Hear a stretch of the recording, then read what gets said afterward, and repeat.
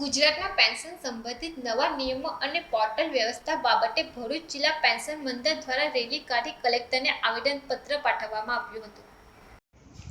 ગુજરાતમાં પેન્શન સંબંધિત નવા નિયમો અને પોર્ટલ વ્યવસ્થાને લઈને નિવૃત્ત કર્મચારીઓમાં અસંતોષ જોવા મળી રહ્યો છે। ત્યારે આજરોજ ભરૂચ જિલ્લા પેન્શનર્સ મંડળ દ્વારા કલેક્ટરને રેલી કાઢીને આવેદનપત્ર પાઠવવામાં આવ્યું હતું। આવેદનપત્રમાં જણાવ્યા અનુસાર સરકાર દ્વારા અમલમાં મુકાયેલા પેન્શન પોર્ટલમાં અનેક ટેકનિકલ ખામીઓ અને પ્રક્રિયાની જટિલતાને કારણે નિવૃત્ત કર્મચારીઓને મુશ્કેલીઓનો સામનો કરવો પડી રહ્યો છે।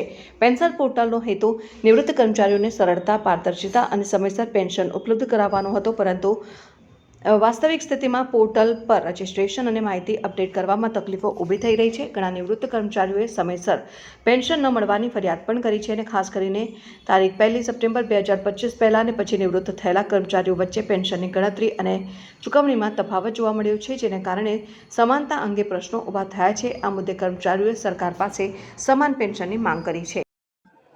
અમારા મહામંડળના આદેશ અનુસાર કેન્દ્ર સરકારે જે 25/3/2025 રોજ પેન્શનર્સ સેવા નિયમ અંતર્ગત નાણાકીય ખરડો જે પસાર કર્યો છે એ અમારા બંધારણીય તથા આર્થિક હકને નુકસાન પહોંચાડે છે। તેનો અમે સખત વિરોધ કરીએ છીએ અને તેના માટે આજે અમારા પેન્શનરોની ભરૂચ જિલ્લાના પેન્શનરોની સામૂહિક વિરોધ છે। વિડીયો જર્નાલિસ્ટ વિરેન્દ્ર પાટીલ સાથે સત્યા ટીવી ન્યૂઝ ભરૂચ।